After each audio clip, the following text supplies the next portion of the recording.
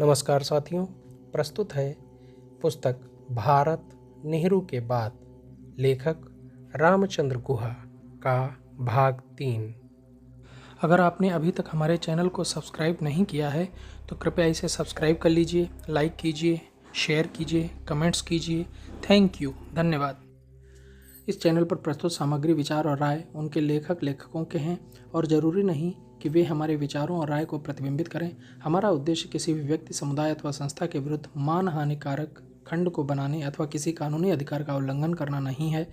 इसलिए चैनल में शामिल ऐसी किसी भी सामग्री के लिए चैनल कोई भी दायित्व नहीं लेगा। किसी भी नुकसान अथवा अन्य देनदारियों के उत्पन्न होने की स्थिति में केवल लेखक ही सामग्री के लिए पूरी तरह जिम्मेदार होंगे। 3. वाम की तरफ झुकाव। किसी नेता के टिके रहने की क्षमता को कभी कम करके मत आंकना। मैं ये गलती नहीं करूँगा, खासकर उस कश्मीरी के बारे में जो संयोग से पंडित नेहरू की बेटी भी है। एक अनाम भारतीय स्तंभकार। मई 1966। 1967 में होने वाला भारत का आम चुनाव आज़ादी के बाद देश का चौथा आम चुनाव था। यह पहला आम चुनाव था जो जवाहरलाल नेहरू की मृत्यु के बाद हो रहा था। 1966 के आखिर में एक अमेरिकन पत्रिका ने अपने रिपोर्टर को चुनावों का जायजा लेने भारत भेजा। वह भारत में क्षेत्रीय तनाव, धार्मिक कट्टरता और भाषाई विभिन्नता को देखकर भौंचक्का रह गया। इन सब चीज़ों से बढ़कर जो समस्या थी वो थी खाद्यान्नों की कमी, मुद्रास्फीति की दर और विकराल होती आबादी जो सारी तरक्की को कुतरती जा रही थी। इन समस्याओं के बीच ये कयास लगाया जा रहा था कि शायद 1967 का आम चुनाव कराया ही न जाए। उस रिपोर्टर को ऐसा लगा कि कानून व्यवस्था की स्थिति इतनी बिगड़ जाएगी कि शायद पड़ोसी देश पाकिस्तान और बर्मा की तरह यहाँ भी सेना सत्ता पर कब्जा कर लेगी। ऐसी आशंका व्यक्त की जा रही थी कि भारत में मौजूदा व्यवस्था के असफल हो जाने का मतलब होगा अमेरिका द्वारा वियतनाम में चलाए जा रहे अभियान को धक्का लगना, जो वह एशिया में स्थिरता और आर्थिक खुशहाली लाने के लिए कर रहा था। एक औसत पश्चिमी यात्री के लिए हिंदुस्तान एक विचित्र बल्कि अतिशय विभिन्नताओं का देश था। वह पत्रकार अपने पहले भारत दौरे पर, या यूं कहें कि आखिरी भारत दौरे पर आया था, लेकिन ऐसा नहीं था कि भारत उसी को ऐसा लग रहा था, बल्कि एक दूसरा पत्रकार जो भारत में लगातार 6 साल तक रह चुका था और देश को बेहतर जानता था, उसकी भी भारत के बारे में यही राय थी। उस पत्रकार का नाम नेविले मैक्सवेल था, जो लंदन टाइम्स में काम करता था। 1967 के शुरुआती सप्ताहों में उसने भारत के बिखरते हुए लोकतंत्र पर लेखों की एक श्रृंखला लिखी। जैसे मैक्सवेल ने अनुभव किया कि अकाल का खतरा मंडरा रहा था और सरकार कुछ भी कर पाने में नाकाम हो रही थी। जनता आमतौर पर सरकार को भ्रष्ट मानने लगी थी। सरकार और सरकारी पार्टी जनता का भरोसा खो चुके थे, बल्कि उनका खुद में भी भरोसा खत्म हो गया था। मैक्सवेल के मुताबिक इन तमाम समस्याओं ने संसदीय लोकतंत्र के खिलाफ आम लोगों को मानसिक रूप से तैयार करना शुरू कर दिया था। मैक्सवेल ने राजनीतिक रूप से जागरूक भारतीयों से बातचीत के आधार पर पाया कि वे हारे हुए इंसान की तरह लग रहे थे। वे अतिरिक्त रूप से सतर्क थे और उन्हें अपना भविष्य सिर्फ अंधकारमय ही नहीं बल्कि अनिश्चित भी लग रहा था।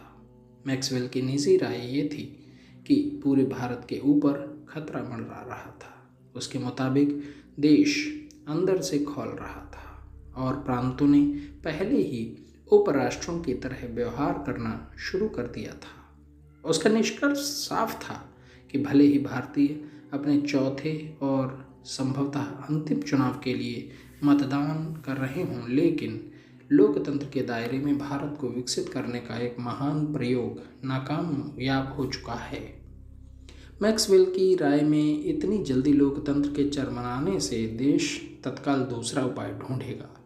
उसे लगा कि हालात अगर ऐसे ही रहे और अनाज की आपूर्ति और आबादी के विस्फोट को रोका नहीं गया तो एक व्यवस्थित सरकार काम नहीं कर पाएगी।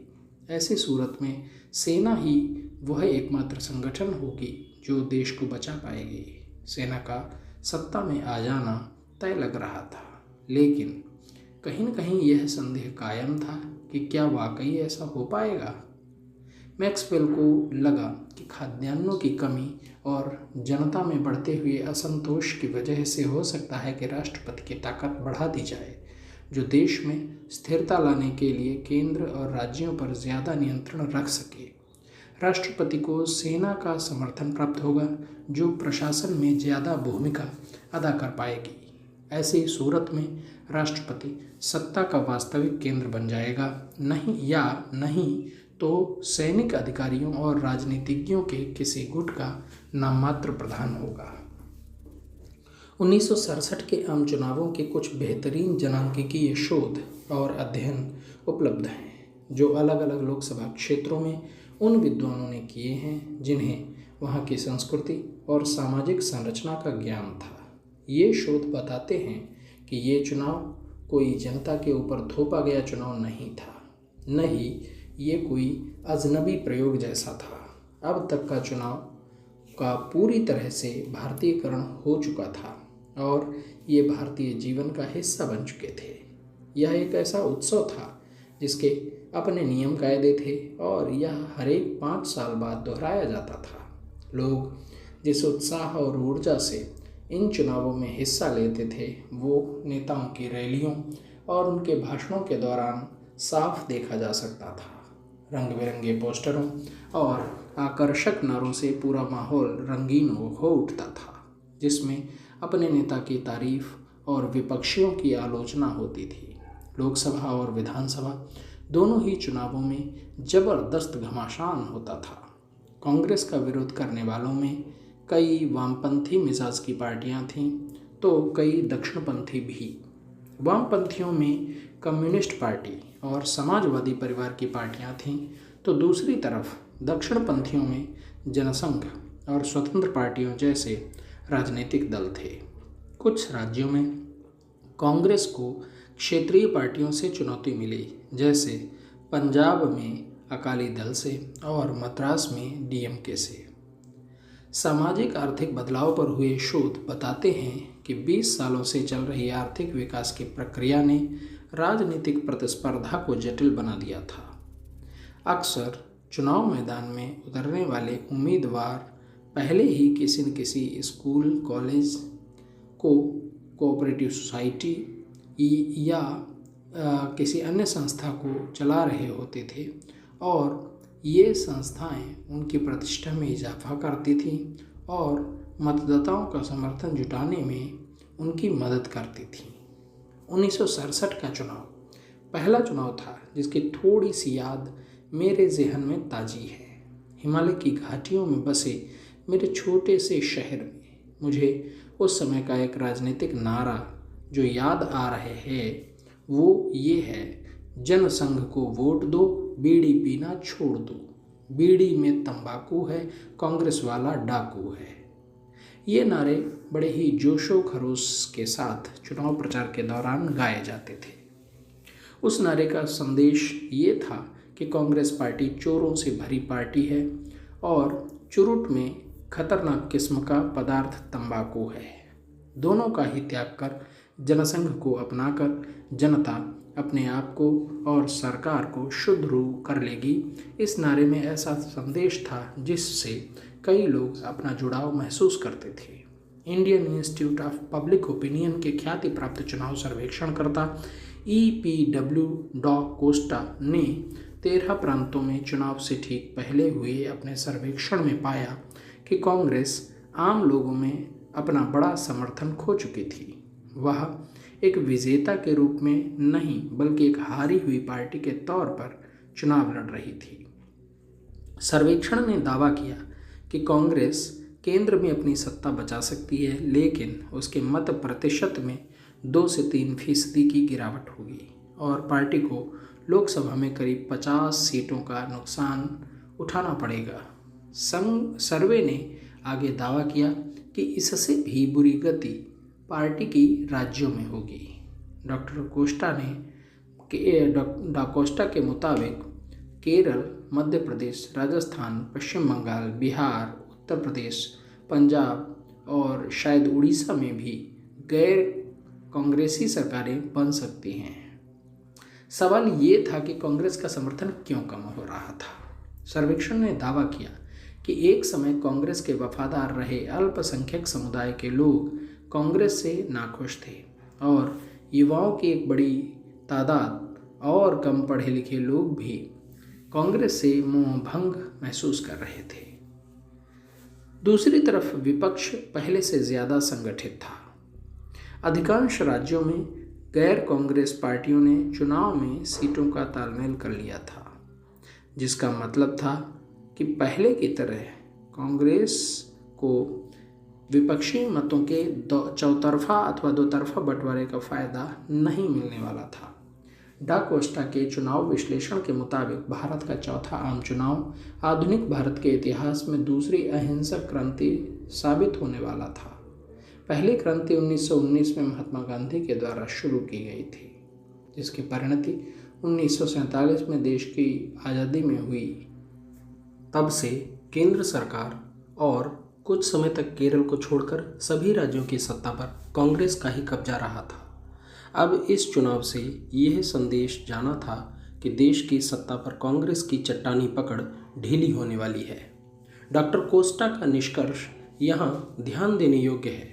उन्होंने कहा कि एक राजनीतिक दल के उम्मीदवार के लिए ये चुनाव महज एक चुनाव हो सकता था जिसमें सत्ता की लड़ाई हो, लेकिन एक राजनीति शास्त्र के विद्यार्थी के लिए यह अतीत से अलगाव का एक नायाब क्षण है।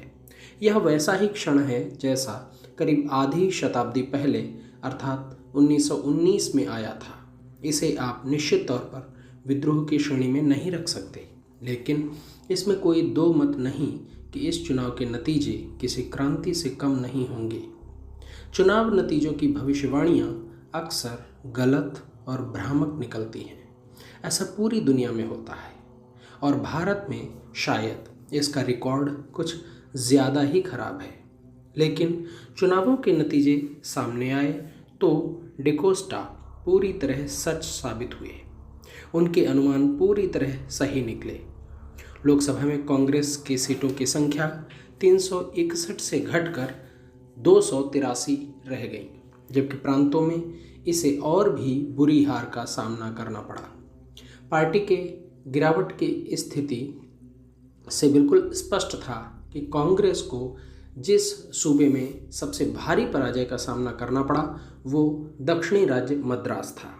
यहाँ डीएमके अर्थात द्रविड़ मुनेत्र कड़गम ने चुनाव में भारी जीत दर्ज की और पार्टी ने विधानसभा की 234 सीटों में से 138 पर कब्जा कर लिया। कांग्रेस महज 50 सीटों पर सिमट गई। डीएमके के नेता CN अन्नादुरई को मुख्यमंत्री पद की शपथ दिलाई गई। मद्रास बहुत पहले से कांग्रेस का गढ़ रहा था और अतीत और वर्तमान में भी पार्टी के बड़े बड़े नेता वहां से आए थे, लेकिन बदले हालात में के कामराज जैसे कद्दावर नेता भी डीएमके की आंधी में तिनके की तरह उड़ गए। उन्हें उनके ही गृह क्षेत्र विरुधनगर में एक 28 साल के छात्र नेता P श्रीनिवासन ने हरा दिया। जब ये खबर मद्रास पहुंची तो जश्न में डूबे हुए डीएमके कार्यकर्ताओं ने श्रीनिवासन नाम के एक दूसरे नौजवान को खोजकर घोड़े पर बिठाया और पूरे शहर में विजय जुलूस निकाला। कांग्रेस अध्यक्ष की हार के बारे में एक सम्मानित साप्ताहिक ने लिखा कि देश और विदेश में भी राजनीतिक प्रतिष्ठा की अगर बात की जाए तो कामराज की हार देश की आज़ादी के बाद कांग्रेस के लिए सबसे बड़ा झटका है। कांग्रेस सरकार का राज्य में अच्छा रिकॉर्ड था। उसका प्रशासन साफ सुथरा माना जाता था। कुछ जानकारों की राय में डीएमके ने 1965 की हिंदी विरोधी लहर के आधार पर चुनाव जीत लिया, लेकिन ध्यान देने की बात यह है कि हिंदी विरोधी आंदोलन डीएमके के द्वारा दशकों के सांगठनिक कार्यों की बदौलत ही संभव हो पाया था। डीएमके ने कस्बों और गांवों तक में अपने संगठन का विस्तार कर लिया था और वहां उसके क्षेत्रीय कार्यालय बन चुके थे। इन इलाकों में पैठ बनाने में लोकप्रिय तमिल फिल्म उद्योग ने उसकी बड़ी मदद की। इसके बड़े नेताओं में से एक एम करुणानिधि तमिल फिल्मों के कामयाब पटकथा लेखक थे। सबसे अहम बात यह थी कि अपने ज़माने के महान तमिल अभिनेता एम.जी. रामचंद्रन अर्थात एमजीआर डीएमके को नैतिक और आर्थिक रूप से मदद कर रहे थे। एमजीआर मूल रूप से केरल के रहने वाले थे, लेकिन उनका जन्म मलाया में एक बागान श्रमिक के घर हुआ था। तमिलनाडु की जनता खासकर गांवों और कस्बों में दीवानगी की हद तक उन्हें चाहती थी। पर्दे पर उनकी छवि एक ऐसे नायक की थी जो शैतानी और शोषण करने वाली ताकतों से लड़ता था। ऐसी ताकतें अक्सर भ्रष्ट पुलिस अधिकारी, जमींदार, विदेशी लुटेरे और राज्य की दमनकारी नीतियां हुआ करती थीं, जिसके खिलाफ एमजीआर जिहाद करते नजर आते थे। उनकी फिल्में बॉक्स ऑफिस पर जबरदस्त कामयाब होती थीं और लोग बार बार उनकी फिल्में देखते। महिलाओं में वे खास तौर पर लोकप्रिय थे। पूरे मद्रास प्रांत में एमजीआर मनरब अर्थात फैन क्लब स्थापित थे। इन क्लबों में उनकी फिल्मों और उनकी राजनीति के बारे में बहस होती थी। एमजीआर लंबे समय से डीएमके के समर्थक थे। उन्होंने पार्टी को काफ़ी आर्थिक मदद भी दी और हमेशा उनकी रैलियों और समारोहों में भाषण देने को तैयार रहते थे। 1968 के चुनाव से ठीक एक महीना पहले एमजीआर पर गोली चलाई गई और वे घायल हो गए। उन पर यह हमला उनके प्रतिद्वंदी फिल्म स्टार एम.आर. राधा ने करवाया था। जाहिर तौर पर हमले की वजह वही थी जिसके लिए पुरुष आमतौर पर फिसल जाते हैं और फिल्म वाले खास तौर पर। उस चुनाव के प्रचार में गांवों और कस्बों में घायल एमजीआर की तस्वीरें चिपका दी गईं और वोट मांगे गए। अपने नायक की पार्टी को जिताने के लिए लोग बड़ी तादाद में मतदान केंद्रों पर पहुंच गए। एमजीआर ने खुद भी चुनाव लड़ा और बड़े अंतर से जीत दर्ज की। वहीं उनकी पार्टी डीएमके पूरे सूबे में छा गई। सत्ता में आने के बाद डीएमके ने धमाकेदार पारी शुरू की।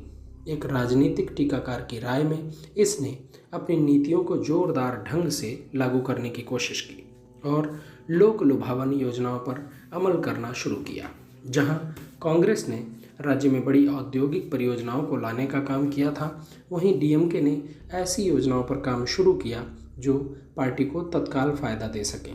उसने नौकरियों में निचली जातियों के लिए आरक्षण की सीमा बढ़ाने का कार्य किया, जो इसके समर्थन के मुख्य आधार थे। अनाज के कारोबार पर कड़ा नियंत्रण रखा गया और शहरी गरीबी के लिए भी कम दाम पर खाद्यान्न की व्यवस्था की गई।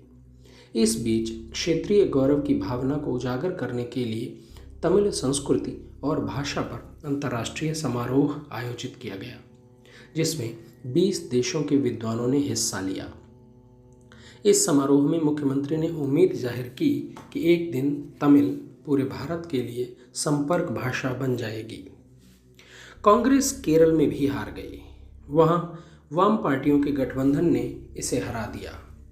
1963 में भारतीय कम्युनिस्ट पार्टी में विभाजन हो गया और नई पार्टी का नाम कम्युनिस्ट पार्टी ऑफ इंडिया मार्क्सवादी या मार्क्सवादी कम्युनिस्ट पार्टी अर्थात सीपीएम रखा गया।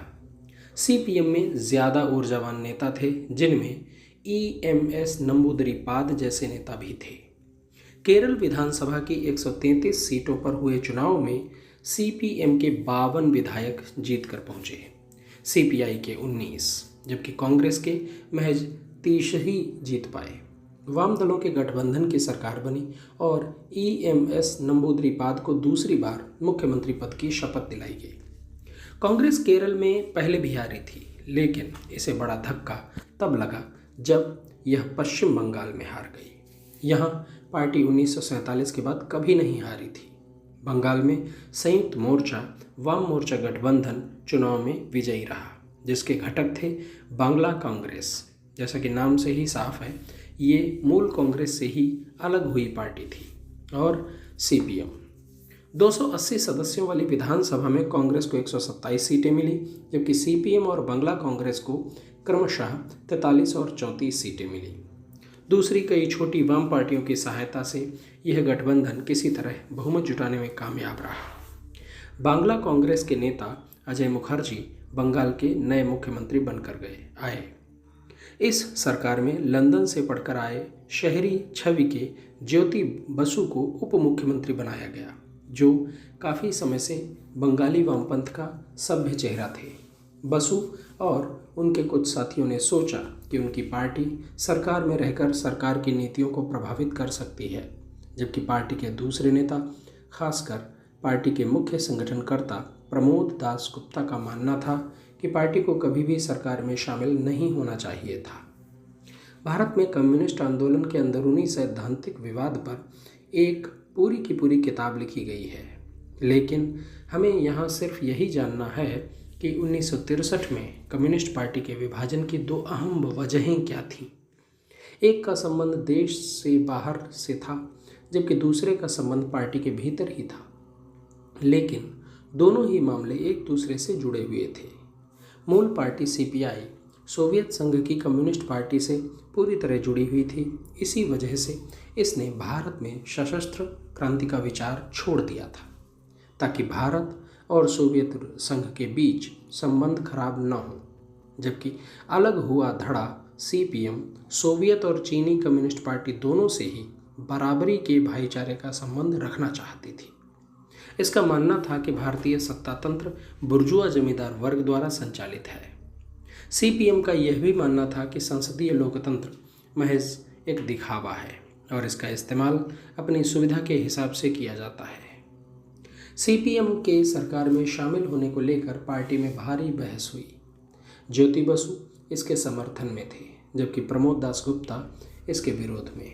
आखिरकार पार्टी सरकार में शामिल हुई और इससे पार्टी काडरों की उम्मीदें बहुत बढ़ गईं। इसका शुरुआती संकेत तभी मिल गया जब सत्ता में आते ही हैरिंगटन रोड का नाम बदलकर साम्यवादी आंदोलन के एक अंतर्राष्ट्रीय नेता हो ची मिन्ह के नाम पर रख दिया गया। इससे वियतनाम युद्ध के चरम पर अमेरिका के वाणिज्य दूतावास का पता 7 हो ची मिन्ह सरणी कोलकाता हो गया। यहाँ तक तो ठीक था, लेकिन इसके बाद कई अहम फैसले लेना कठिन होता चला गया।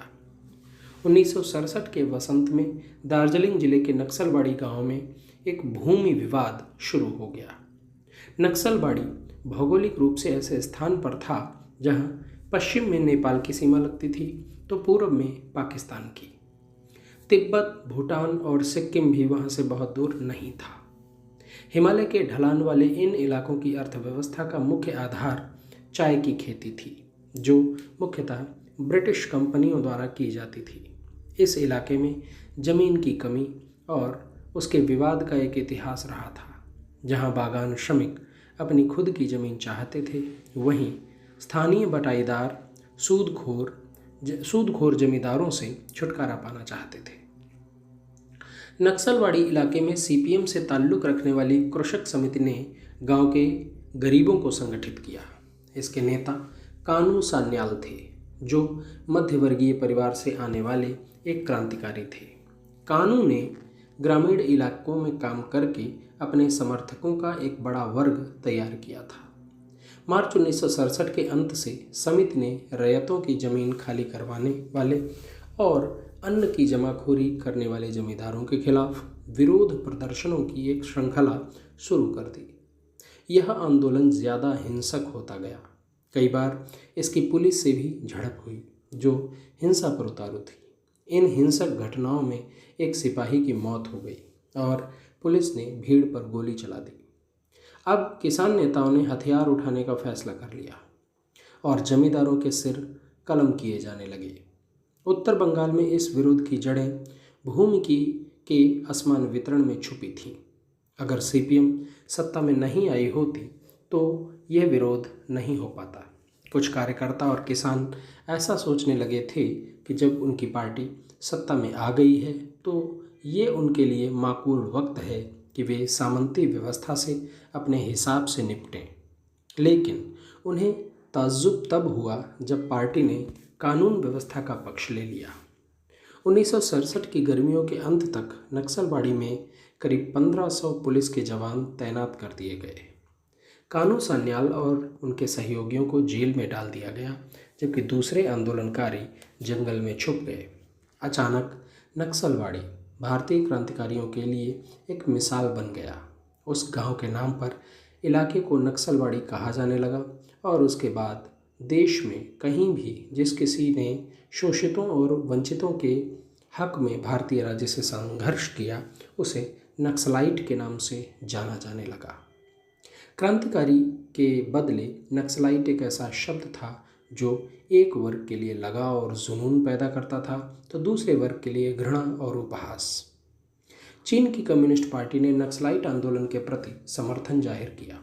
जून 1967 के आखिरी सप्ताह में पीकिंग रेडियो ने घोषणा की कि भारत के पश्चिम बंगाल में दार्जिलिंग जिले में भारतीय कम्युनिस्ट पार्टी की अगुवाई में किसानों की एक सशस्त्र संघर्ष वाहिनी का गठन किया गया है। यह सशस्त्र क्रांति का अग्रिम दस्ता है जो भारत के लोगों द्वारा माओ त्से तुंग की शिक्षा के मुताबिक शुरू की गई है। यह संघर्ष मौजूदा वक्त में भारतीय क्रांति के सामान्य रुझान की नुमाइंदगी करता है। हिंदुस्तान, चीन और दुनिया भर के लोग इस क्रांतिकारी सशस्त्र संघर्ष का स्वागत करते हैं। हालांकि क्रांति की पहले चिंगारी नक्सलवाड़ी से उठी थी, लेकिन आंध्र प्रदेश में भी माओवादियों के दूसरे गुट क्रांति की तैयारी कर रहे थे। आंध्र प्रदेश के नक्सलाइट दो इलाकों में सक्रिय थे। पहला इलाका था तेलंगाना, जबकि दूसरा श्रीकाकुलम। तेलंगाना पहले भी 1946 से 49 के दौरान कम्युनिस्ट विद्रोह का गवाह रह चुका था, जबकि श्रीकाकुलम उड़ीसा से सटा हुआ जिला था। इन दोनों ही इलाकों में मुख्य झगड़ा जमीन और जंगल पर अधिकारों को लेकर था। इन दोनों ही मामलों में मुख्य शोषणकर्ता राज्य सरकार और जमींदार वर्ग था, जबकि शोषित होने वालों में किसान और खास तौर पर आदिवासी थे। दोनों ही जगह कम्युनिस्ट आंदोलन का मुख्य उद्देश्य जमीन का समान वितरण, जंगल के उत्पादों पर हक और उचित मजदूरी जैसे मुद्दों पर जोर देना था। श्रीकाकुलम में संघर्ष की कमान एक स्कूल शिक्षक वेमपटापु सत्यनारायण के हाथ में थी। उसके नेतृत्व में आदिवासियों ने कई मजदूर हड़ताल की। जमींदारों के खेतों को लूट लिया गया और अनाज को ज़रूरतमंदों में बांट दिया गया। 1967 के अंत तक जमींदारों ने पुलिस की सहायता ली और पुलिस ने सैकड़ों प्रदर्शनकारियों को गिरफ्तार कर लिया। सत्यनारायण और उसके साथियों ने हथियार उठा लिया। जमींदारों और सूदखोरों के घरों पर हमला किया गया और उनके कागजातों को आग लगा दी गई।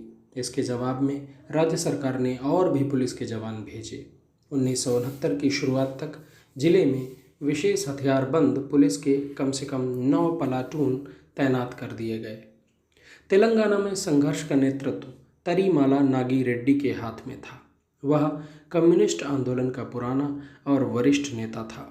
उसने किसानों को सालों तक संगठित किया था और राज्य की विधानसभा के लिए भी कई बार चुना गया था। उसने संसदीय लोकतंत्र को बेकार मानकर उसे तिलांजलि दे दी थी। उसने सीपीएम से भी इस्तीफा दे दिया था और एक बार फिर से क्रांति की अलख जगाने गांव की ओर निकल पड़ा था। रेड्डी ने कम्युनिस्ट पार्टी के जमीनी कार्यकर्ताओं की सहायता से किसानों मजदूरों को संगठित किया। उसने मजदूरी में बढ़ोतरी और सरकारी कार्यालयों से भ्रष्टाचार के खात्मे की मांग की। युवा क्रांतिकारियों को हथियार चलाने का प्रशिक्षण दिया गया। जिला को कई क्षेत्रों में बांटा गया और हर एक क्षेत्र की जिम्मेदारी दलम या समर्पित क्रांतिकारियों के समूह को सौंपी गई। उधर पश्चिम बंगाल में गठबंधन सरकार 1 साल के भीतर ही गिर गई। राज्य में राष्ट्रपति शासन लगा दिया गया। उसके बाद हुए चुनाव में सीपीएम की सीटों की संख्या बढ़कर 80 हो गई। अब नए गठबंधन में, जिसमें बंगला कांग्रेस भी शामिल थी, सीपीएम सबसे बड़ी घटक थी। अजय मुखर्जी एक बार फिर से मुख्यमंत्री बनाए गए, जबकि गृह विभाग सीपीएम ने अपने पास रखा। इस तरह सीपीएम बंगाल में गठबंधन सरकार में बड़े भाई की हैसियत में आ गई। वो दौर बंगाल के लिए भारी उथल पुथल का दौर था। उस दौर पर the agony of West Bengal और द डिसइनहेरिटेड स्टेट जैसी कई पुस्तकें लिखी गईं। इस उथल पुथल भरे माहौल की एक वजह राज्य और केंद्र का संबंध भी था। भारत सरकार राज्य में कानून व्यवस्था को लेकर चिंतित थी, जबकि सत्ताधारी कांग्रेस पार्टी खुद बंगाल में हुई हार से अभी तक उबर नहीं पाई थी। राज्य के राज्यपाल इसमें केंद्र के मोहरे बने हुए थे।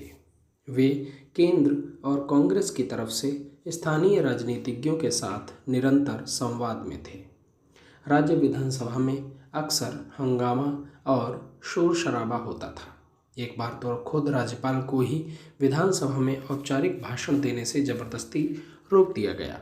उन्हें पुलिस सुरक्षा में वहां से निकलना पड़ा। झगड़े की दूसरी वजह थी सरकार में शामिल दोनों अहम पार्टियों का आपसी संबंध।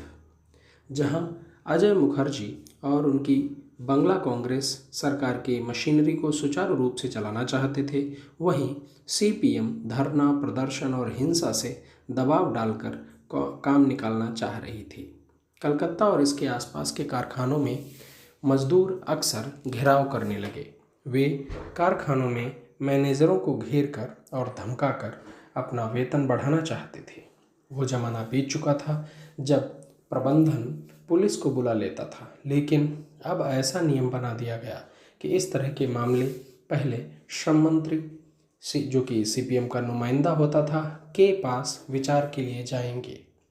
यह मजदूरों को हड़ताल करने के लिए खुलेआम निमंत्रण देने जैसा था। एक अनुमान के मुताबिक संयुक्त मोर्चा वाम मोर्चा सरकार के पहले 6 महीने के करीब 1200 घेराव की घटनाएं हुई। कलकत्ता में हो रही इन घटनाओं पर ब्रिटिश प्रेस ने काफ़ी हाय तौबा मचाया। इसकी कुछ वजह तो ये थी कि वहाँ की बहुत सारी कंपनियों के मालिक अंग्रेज़ थे, और दूसरी वजह ये थी कि कभी कलकत्ता ब्रिटिश भारत की राजधानी रहा था। ब्रिटिश अखबारों की सुर्खियाँ कुछ यूँ होती थीं: पश्चिम बंगाल में अभी और हिंसा की आशंका, या फिर तोड़फोड़ की आशंका के से बंगाल विधानसभा बंद। बहुत सारे भारतीय और अंग्रेज कारखाना मालिकों ने फैक्ट्रियां बंद कर दी। बहुतों ने अपने कारखाने दूसरी जगह स्थानांतरित कर दिए। इस तरह पूंजी पलायन की एक प्रक्रिया शुरू हो गई और कलकत्ता हिंदुस्तान के प्रमुख औद्योगिक शहर का दर्जा खोता चला गया। बंगाल की इस दशा से सिर्फ पूंजीपति ही चिंतित नहीं थे, बल्कि इस अराजक माहौल ने बंगाल के मुख्यमंत्री को भी चिंतित कर दिया था। उन्होंने पाया कि ये सब उपद्रव सीपीएम के इशारे पर हो रहा था, जिसके अधीन भूमि, श्रम और गृह जैसे मंत्रालय थे। भूमि और श्रम वे मंत्रालय थे जहाँ से समस्या शुरू होती थी, और गृह वो मंत्रालय था जो इसका निदान कर सकता था, लेकिन वास्तव में करता नहीं था। पुराने गांधीवादी रहे बंगाल के मुख्यमंत्री अजय मुखर्जी ने इस समस्या के समाधान के लिए अलग ही उपाय अपनाने का फैसला किया। उन्होंने राज्य में चल रहे विरोध प्रदर्शनों के विरोध में सत्याग्रह करने का फैसला किया। उन्होंने जिलों का दौरा किया और अपने भाषण में सीपीएम की समाज में विभेदकारी नीति के लिए आलोचना की। 1 दिसंबर को उन्होंने दक्षिण कलकत्ता के कर्जन पार्क में 72 घंटे के उपवास का फैसला किया। कर्जन पार्क कलकत्ता का एक प्रमुख सार्वजनिक स्थल था। भारतीय सत्याग्रह के समृद्ध इतिहास में यह सत्याग्रह वाकई विचित्र किस्म का था, जहां एक मुख्यमंत्री अपनी ही सरकार की नाकामयाबी के खिलाफ सत्याग्रह कर रहा था। संघर्ष की तीसरी वजह यह थी कि सीपीएम और नक्सलाइट के बीच का संबंध। अब नक्सलियों ने अपनी पार्टी बना ली थी, जिसका नाम था कम्युनिस्ट पार्टी ऑफ इंडिया, मार्क्सवादी लेनिनवादी, यानी सीपीआई माले। जिला दर जिला पार्टी के काडर मूल पार्टी छोड़कर थोक के भाव में माले में शामिल होते जा रहे थे। कुछ ऐसा ही हो रहा था जैसे 1963-64 में सीपीआई से नाता तोड़कर सीपीएम बना था। दोनों पार्टियों के बीच जबरदस्त प्रतिद्वंद्विता थी, जो अक्सर हिंसक भी हो जाती थी। सीपीआई माले के नेता चारू मजूमदार ने जमींदारों और सीपीएम काडरों के खात्मे की अपील की। जमींदारों के खात्मे की अपील इसलिए की गई क्योंकि वे वर्ग शत्रु थे, जबकि सीपीएम के लोग उनकी निगाह में अपेक्षाकृत दक्षिणपंथी झुकाव वाले लोग थे। इसके जवाब में सीपीएम ने एक निजी सेना का गठन किया, लोगों को भ्रमित करने के लिए इसका नाम स्वयंसेवी सेना रखा गया। इस सेना का गठन इसलिए किया गया ताकि लोकतांत्रिक जनक्रांति को आगे बढ़ाया जा सके। ब्रिटिश भारत की तरह ही खुफिया ब्यूरो की उस वक्त की कुछ रिपोर्ट उपलब्ध हैं जिनमें इन राजनीतिक उथल पुथलों को बेहतरीन तरीके से दर्ज किया गया है। आईबी अर्थात खुफिया ब्यूरो की एक रिपोर्ट के मुताबिक 19 मार्च से 4 मई 1970 तक यानी महज 6 सप्ताह के अंतराल में तोड़फोड़ और धरना प्रदर्शन की 137 बड़ी घटनाएं हुई थीं। ये रिपोर्ट कई दूसरे शीर्षकों के अधीन वर्गीकृत हैं। कुछ रिपोर्ट के शीर्षक हैं सीपीएम बनाम सीपीआई, सीपीएम बनाम कांग्रेस। आंदोलनकारियों ने राज्य के खिलाफ भी काफ़ी तोड़फोड़ की थी। ऐसी एक रिपोर्ट का शीर्षक था सीपीएम बनाम पुलिस दल या फिर चरमपंथी बनाम पुलिस कांस्टेबल। यह रिपोर्ट मालदा में नक्सलियों द्वारा पुलिस स्टेशन पर हमले की घटना पर बनाई गई थी, जिसमें नक्सलियों ने एक पुलिस के सिपाही को कुल्हाड़ियों से मार डाला था और हथियार लूट लिए। एक रिपोर्ट को चरमपंथी छात्र बनाम उप कुलपति के शीर्षक से लिखा गया, जिसमें जादवपुर यूनिवर्सिटी की घटना का जिक्र है। इस घटना में माओवाद से सहानुभूति रखने वाले छात्रों ने कई घंटे तक वाइस चांसलर को उसके ऑफिस में बंद करके रखा और फर्नीचरों को तोड़ डाला। जाते जाते उन्होंने वाइस चांसलर के कार्यालय की दीवार पर माओवादी नारे भी लिख डाले। नक्सलियों ने सोचा था कि गांव में वे जमींदारों का सिर कलंक करके अपने उद्देश्य की पूर्ति कर सकते हैं, जबकि शहरों में पुलिस स्टेशनों पर हमला करके ऐसा किया जा सकता है। कभी किपलिंग ने कलकत्ता को भयानक रातों वाला शहर कहा था, लेकिन अब कलकत्ता में दिन में भी भयानक दंगे होने लगे थे। कलकत्ता में शाम होने से पहले दुकानें बंद हो जाया करती थीं और सूर्यास्त के समय तक गलियां वीरान हो जाती। एक अखबार के संवाददाता ने लिखा कि इस उथल पुथल भरे और सताए हुए शहर में कोई भी दिन ऐसा नहीं बीतता था जब कहीं किसी पुलिस स्टेशन या पुलिस के गश्ती दल पर बम न फेंका गया हो। पुलिस लोगों के घरों पर और कॉलेज हॉस्टलों में छापा मारती। एक ऐसे ही छापे में पुलिस को इतने विस्फोटक मिले जिससे 3000 बम बनाए जा सकते थे। एक तरफ दक्षिण भारत में तमिल गौरव की भावना उफान पर थी, तो देश के पूर्वी राज्य में वर्ग संघर्ष की बात की जा रही थी। लेकिन एक और प्रांत से कांग्रेस का वर्चस्व खत्म हो रहा था। उड़ीसा में स्वतंत्र पार्टी और जमीन के मालिक स्थानीय उच्च वर्गों के गठबंधन ने कांग्रेस का सफाया कर दिया। उनके चुनाव प्रचार में कांग्रेस के 2 कद्दावर नेताओं बीजू पटनायक और वीरेन मित्र पर भ्रष्ट आचरण और उनकी शाही जीवन शैली को लेकर निशाना साधा गया था। यह आरोप लगाया गया कि सत्ता में रहते वक्त बीजू पटनायक और वीरेन मित्र ने व्यापारियों से घूस ली और अपने दोस्तों और संबंधियों को मलाईदार सरकारी ठेके दिए। उड़ीसा से बहुत दूर देहरादून में वहाँ की स्थानीय भाषा में एक लोकप्रिय राजनीतिक नारा गूंज रहा था, बीजू बीरेन कौथी माडा बोतल जौठी, यानी जहाँ कहीं भी शराब की 2 बोतल मिल जाएं तो समझना कि बीजू और बीरेन यहीं कहीं है। सत्ता में आते ही स्वतंत्र पार्टी और जन कांग्रेस की गठबंधन सरकार ने एक जांच आयोग का गठन किया ताकि पुरानी सरकारों के भ्रष्टाचार का पर्दाफाश किया जा सके। एक तरफ वाम और दक्षिणपंथी पार्टियां कांग्रेस को तगड़ी चुनौती दे रही थीं, दूसरी तरफ कांग्रेस का खुद का अंदरूनी संकट भी विकराल होने लगा। उत्तर भारत के ज़्यादातर राज्यों में पार्टी को मामूली बहुमत मिला था। यहाँ महत्वाकांक्षी नेताओं के मुख्यमंत्री बनने की चाहत ने पार्टी में सिर फुटौल की स्थिति पैदा कर दी। पार्टी के अंदर खेमे दर खेमे बनने लगे। उत्तर प्रदेश, मध्य प्रदेश, हरियाणा और बिहार में कांग्रेस की सरकारें बनी, लेकिन ज्यों ही कुछ असंतुष्टों ने पाला बदलना शुरू किया, सरकार औंधे मुँह गिरती गई। राजनीतिक शब्दकोश में एक नए शब्द संविद अर्थात संयुक्त विधायक दल का जन्म हुआ। जिसे अलग अलग शब्दों के शुरुआती अक्षरों को जोड़कर बनाया गया था। नाम से ही साफ था कि यह कहीं की ईंट और कहीं का रोड़ा भानुमति ने कुनबा जोड़ा जैसी व्यवस्था थी, जिसका एकमात्र उद्देश्य सत्ता पर कब्जा करना था। इसमें वाम, दक्षिण और मध्यम मार्गी सभी तरह की पार्टियां शामिल थीं। इन संविध सरकारों में जनसंघ, सोशलिस्ट पार्टी, स्वतंत्र पार्टी, क्षेत्रीय पार्टियां और कांग्रेस से आए हुए दलबदलू नेता शामिल थे। अक्सर ऐसा देखा गया कि कांग्रेस से आए दलबदलुओं की बदौलत ही इन सरकारों ने बहुमत प्राप्त किया। एक स्तर पर देखा जाए तो संविध सरकारों के निर्माण ने निचली जातियों के राजनीतिक सशक्तिकरण की तरफ इशारा किया था। इन जातियों को भूमि सुधार के कई कानूनों से फायदा हुआ था, लेकिन अभी तक वे राजनीतिक शक्ति से वंचित थे। उत्तर भारत में ये जातियां थीं हरियाणा और उत्तर प्रदेश में जाट, बिहार में कुर्मी और कोयरी, मध्य प्रदेश में लोध और इन सारे राज्यों में यादव।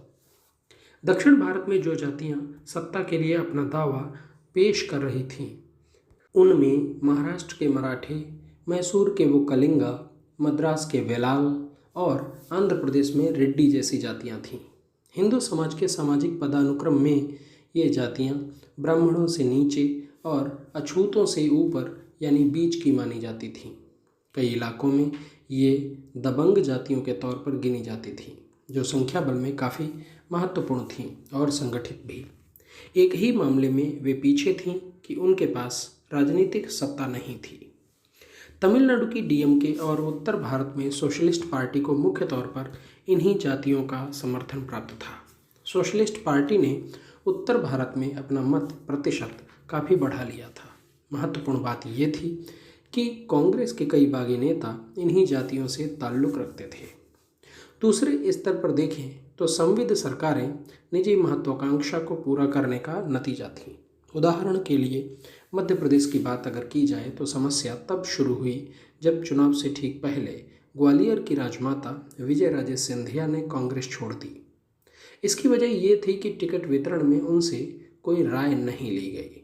अपने बेटे माधवराव के साथ उन्होंने कांग्रेस के खिलाफ पूरे जोर शोर से प्रचार किया।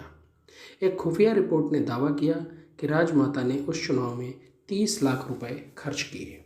हालांकि कांग्रेस फिर से सत्ता में आ गई, लेकिन ग्वालियर क्षेत्र में कांग्रेस का सफाया हो गया।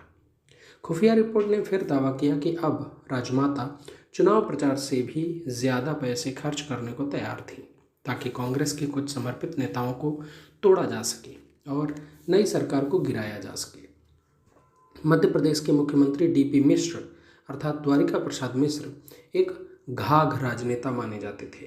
उन्हें राजमाता की इस योजना का पूरा अनुमान था। उन्होंने इससे निपटने की पूरी तैयारी कर रखी थी।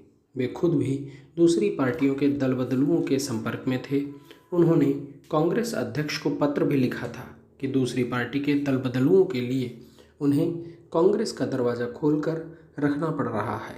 हालांकि इस खेल में राजमाता कामयाब रहीं और उन्हें कांग्रेस के एक प्रमुख नेता गोविंद नारायण सिंह को तोड़ने में सफलता मिल गई, जो अपने साथ 28 दूसरे विधायकों को लाने में कामयाब रहे। विधानसभा में विश्वास मत के पहले तक सिंह ने उन तमाम नेताओं को अपने घर में कैद कर रखा था। वे खुद राइफल लेकर उनकी पहरेदारी करते रहे कि कहीं दूसरी पार्टी उन विधायकों को तोड़ न ले या उनका अपहरण न कर ले। संविध सरकार शुरू से ही अपने कार्यकाल के बारे में अनिश्चय का शिकार थी। उसके लिए एक एक दिन जीवन दान के बराबर था। ऐसी स्थिति में मंत्रियों ने ट्रांसफ़र और पोस्टिंग को कारोबार में बदल दिया। हर एक ट्रांसफ़र और पोस्टिंग के लिए तयशुदा रकम बांध दी गई। इस तरह सरकार के आदेश, खासकर ट्रांसफ़र के आदेश, जितने तेज़ी से जारी किए जाते उतनी ही तेज़ी से उसे खारिज भी कर दिया जाता। जनसंघ खास तौर पर शिक्षा मंत्रालय लेना चाहती थी, ताकि प्राइमरी स्कूलों में अपना एजेंडा लागू कर वो एक स्थायी वोट बैंक बना सके। हालांकि उसे गृह विभाग से संतोष करना पड़ा, जहां उसने अपने समर्थकों पर लगाम लगाकर कानून व्यवस्था की स्थिति को तो नियंत्रण में रखा, लेकिन ये जरूर सुनिश्चित किया कि विभाग के अहम पदों पर कोई मुसलमान न बैठे। दल बदल और इसमें हुए भ्रष्टाचार के बावजूद 1967 का चुनाव आधुनिक भारत के इतिहास में दूसरी अहिंसक क्रांति था। ऐसा ही EPW डकोस्टा ने भी अपने चुनाव सर्वेक्षण में कहा था। अब अगर कोई व्यक्ति दिल्ली से कलकत्ता तक 1000 मील का सफ़र ट्रेन से तय करता तो वह देश के हृदय स्थल से जरूर गुजरता, लेकिन निश्चय ही उसे किसी कांग्रेस शासित राज्य के दर्शन न होते। कांग्रेस का वहाँ सफाया हो गया था जिस देश में जिन राज्यों से होकर गंगा बहती थी। 60 के दशक के आखिर में क्षेत्रीयता की भावना उफान पर थी। पुराने हैदराबाद रियासत के हिस्से, जिन्हें 1956 में आंध्र प्रदेश में मिला दिया गया था, ने अलग राज्य की मांग की। यह आंदोलन ओस्मानिया यूनिवर्सिटी के छात्रों की अगुवाई में शुरू हुआ, जिन्होंने आरोप लगाया कि आंध्र प्रदेश के सारे मलाई तटीय इलाकों को उच्च वर्ग खा रहा है। उनके द्वारा मांगा जा रहा नया राज्य उपेक्षित अंदरूनी जिलों को केंद्र में रखकर काम करने वाला था। इसका नाम तेलंगाना होने वाला था, जिसकी राजधानी हैदराबाद होती। नए राज्य की मांग करने के लिए हड़ताल और जुलूस निकाले गए और रेलगाड़ियां रोकी गईं। प्रदर्शनकारियों ने आंध्र द्वारा उपनिवेशीकरण और पुलिसिया जुल्म के नारे भी लगाए। हालांकि जहां तक पूरे देश की बात थी तो असम के आदिवासी जिलों को मिलाकर एक नए राज्य की स्थापना ज़रूर की गई, लेकिन इस आंदोलन का एक लंबा इतिहास था। 1955 में खासी, जयंतिया और गारो की पहाड़ियों के मूल निवासियों के हितों की नुमाइंदगी के लिए एक ईस्टर्न इंडियन ट्राइबल यूनियन की स्थापना की गई थी। 5 साल के बाद इसका नाम ऑल इंडिया पार्टी हिल लीडर्स कॉन्फ्रेंस अर्थात APHLC कर दिया गया। 1967 के चुनावों में इन पहाड़ियों में APHLC ने कांग्रेस का सफाया कर दिया। नगा या मिजो आतंकवाद की तरह यहाँ भी आतंकवाद न पनप जाए, इस भय से केंद्र सरकार को नए राज्य बनाने के लिए प्रेरित होना पड़ा। यह दिसंबर 1969 का वाकया है। नए राज्य का नाम मेघालय रखा गया, जिसका मतलब होता है बादलों का घर। इस बीच पंजाब की विडंबना ये थी कि एक पहले से काम कर रहा राज्य अपनी राजधानी की तलाश में भटक रहा था। सन 1966 में राज्य के बंटवारे के बाद चंडीगढ़ पंजाब और हरियाणा दोनों की ही राजधानी के तौर पर काम कर रहा था। सिखों के अपने तर्क थे। उनका मानना था कि चंडीगढ़ उन्हें मिलना चाहिए, जैसा कि केंद्र ने इशारा भी किया था। अब पंजाबी सरकार से अपना वादा पूरा करने की मांग कर रहे थे। 1968 और 69 में इस मांग को लेकर भारी प्रदर्शन हुए। अक्टूबर 1969 में वरिष्ठ स्वाधीनता सेनानी दर्शन सिंह फेरुमल ने चंडीगढ़ की मांग में अनशन करते हुए अपनी जान दे दी। प्रधानमंत्री ने उनकी मृत्यु पर अपना संवेदनशील संदेश भेजा। उन्होंने उम्मीद जाहिर की कि फेरुमल की शहादत पंजाब हरियाणा के लोगों को करीब लाएगी और सामंजस्य का कोई न कोई रास्ता निकल आएगा। जिस तरह सिख समुदाय के लोग चंडीगढ़ को खास तौर पर अपने लिए चाहते थे, उसी तरह महाराष्ट्र के लोगों की राय बम्बई के बारे में थी। अब शहर में एक नई पार्टी जन्म ले चुकी थी। इसका नाम था शिवसेना, जिसे मध्यकाल के मराठा योद्धा शिवाजी के नाम पर रखा गया था। कई मायनों में यह पार्टी पुरानी महाराष्ट्र संयुक्त समिति का ही रूप थी, लेकिन अपने नए अवतार में यह उससे भी ज़्यादा कट्टर थी। बम्बई महाराष्ट्र के लिए की जगह इसने बम्बई मराठियों के लिए का नारा दिया। शिवसेना की स्थापना बाल ठाकरे नाम के एक कार्टूनिस्ट ने की थी, जिसके निशाने पर दक्षिण भारत के लोग थे। ठाकरे का मानना था कि दक्षिण भारत के लोग स्थानीय लोगों से नौकरियां छीन रहे हैं। ठाकरे ने धोती पहनने वाले मद्रासियों का अपने लेखन और चित्रों में मजाक उड़ाया और उनके समर्थकों ने उडुपी रेस्तरों और तमिल तेलुगु भाषी लोगों के घरों पर हमला करना शुरू कर दिया।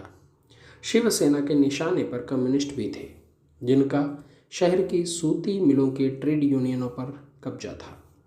सेना ने मिल प्रबंधन से सौदेबाजी करके कम्युनिस्टों को खदेड़ना शुरू कर दिया। बम्बई भारत का सबसे बड़ा शहर था। यह देश की वित्तीय और औद्योगिक राजधानी तो था ही, देश का मनोरंजन उद्योग भी यही था।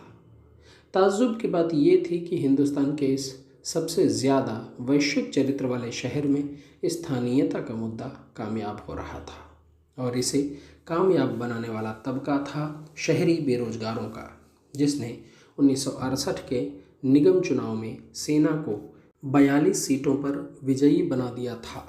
अब बम्बई नगर निगम में शिवसेना कांग्रेस के बाद दूसरे नंबर की पार्टी थी। इधर देश की हृदय स्थली कहे जाने वाले इलाकों में अधिक स्वायत्तता की मांग उठ रही थी। दूसरी तरफ देश की परिधि पर रहने वाले समुदाय और नेताओं में भी हलचल शुरू हो गई थी। ये ऐसे लोग और नेता थे जिन्हें शुरू में कभी भी भारत का हिस्सा मानकर उनके साथ पूरी तरह सामंजस्यपूर्वक बर्ताव नहीं किया गया। मार्च 1968 में शेख अब्दुल्ला को कोडई कनाल में नज़रबंदी से रिहा कर दिया गया और उन्हें घाटी लौटने की इजाज़त दे दी गई। यह 1967 के चुनावों के एक साल बाद की घटना है, जिसे कश्मीर में किसी भी तरह स्वतंत्र और निष्पक्ष नहीं कहा जा सकता। इसका अंदाज़ा इसी से लगाया जा सकता है कि 75 विधानसभा क्षेत्रों में 22 सीटों पर कांग्रेस के उम्मीदवार निर्विरोध चुनाव जीत गए। ऐसा इसलिए हुआ क्योंकि विपक्षी उम्मीदवारों का नामांकन ही रद्द हो गया था। अब श्रीमती गांधी के सलाहकार ही उन पर अब्दुल्ला को रिहा करने का दबाव डालने लगे।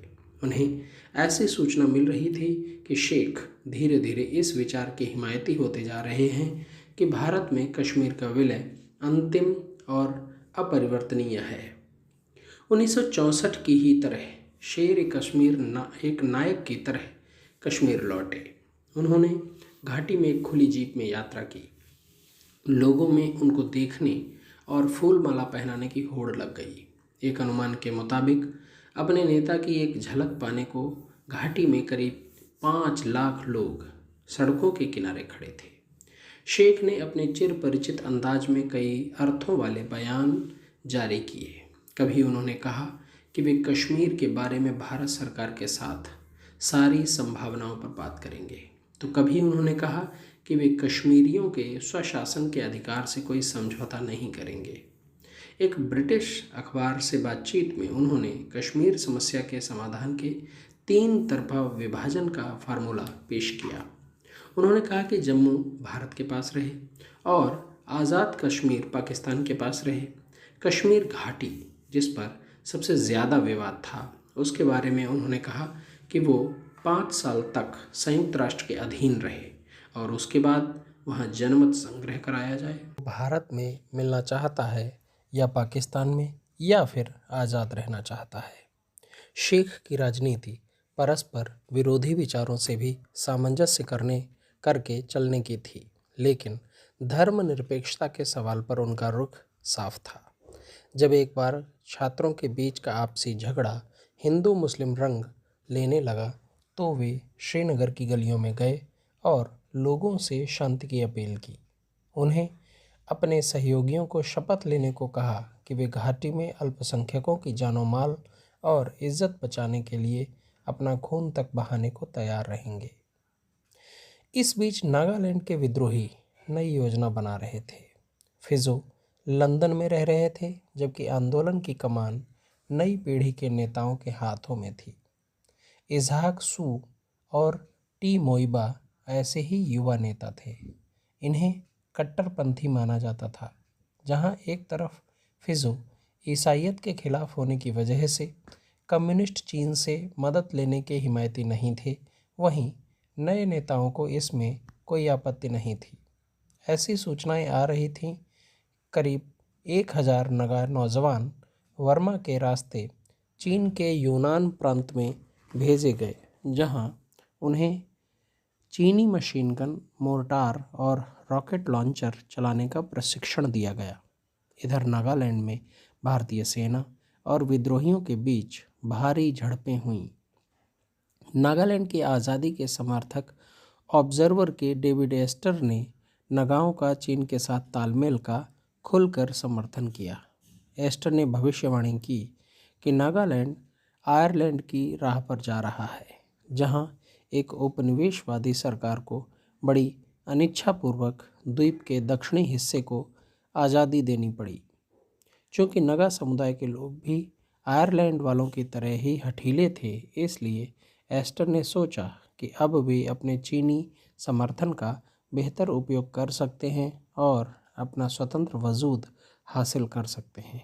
एस्टर ने यह भी उम्मीद जाहिर की कि नागालैंड के समर्थन में उठने वाली ब्रिटिश आवाज़ से नई दिल्ली को उस दर्द का अंदाज़ा लग जाएगा जो हमें आयरलैंड में झेलना पड़ा था। तो यह था भारत नेहरू के बाद का भाग 3।